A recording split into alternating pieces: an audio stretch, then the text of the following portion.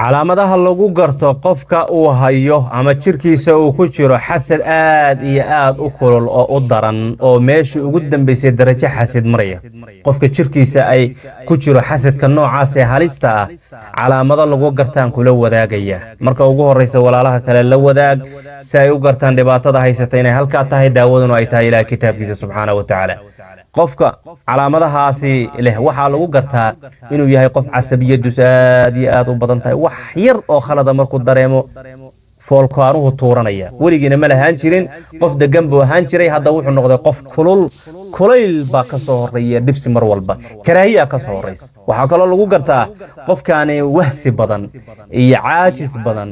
iyo shaqadii inuu qabanayn awoodna wuu hayaa waxba laakiin ka hortaagan culays baa hortaagan waa calaamadaha lagu garto way horena uma lahan jirin qofkan caajiska noocaas iyo wahsiga noocaas waxa kale lagu gartaa in timihiisu daataan si aad u badan si saa'id ay timihiisu u daataan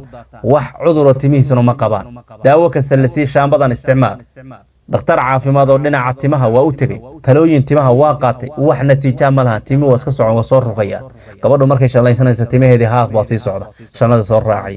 waa xasadka zaa'idka ee daran ayaa lagu gartaa waxa kale lagu gartaa qofku markuu salaada garo inuu iska haamaansado ilina ay soo dhaafto yaani haamaansi ilin ay weheliso buu dareemayaa qofkaasi markuu salaada galo waxa kale la mid ah inuu qofku mar walba murugaysan yahay stressna uu hayo fikir sidoo kale xasuusta qofka ka dhunta damiin buu noqdaa qof xifdigiisu ebriihu noqdaa wajigiisana mar walba waxa ka soo baxaya ka soo yaacaya waxyaalo kala duwan mar haar baa soo booday mar nabar baa soo booday marba waxba saa isu daba maraya waa xasadka daran way xasadku waa halis laba isticmaal asaga kala fogeeyay qof caafimaad qaba asaga caafimaadkiisa haleeyay qof active asaga activenimadi ka qaaday waa sabab asbaabta jirta kamid ah cudurrada jira halisna leh hadduu qofku ku daaho waxa laga yaabaa inuu isu bedelo xanuuno halis haddii calaamadaha isku aragtid iska gaar iskana daawee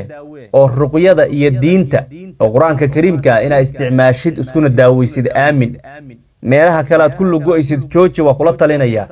meelaha kale waqti kaaga baxayo jooji go'aan qaado naftaada la tacaal daba qaba inta hartay insha Allah ta'ala waxaana ku rajeenayaa ilaahay idinkiis in ilaahay ku gaarsiiyo maalin aad heshid caafimaadkaada oo taam oo dhameystiran stresskan rafaadkan ciriirigan waxaan aad ka cabanaysid aad ka baxdid waxaan uga baxaysid waa quraanka waa tasbiixda waa istighfaarta waa salliga nabiga calayhi salaatu wasalaam allahumma salli wa sallim wa barik ala sayyidina muhammad ayaad uga baxaysid wax kale dalxiis aad ugama baxaysid kaniiniyar iyo daawo aad cuntay aad hurdo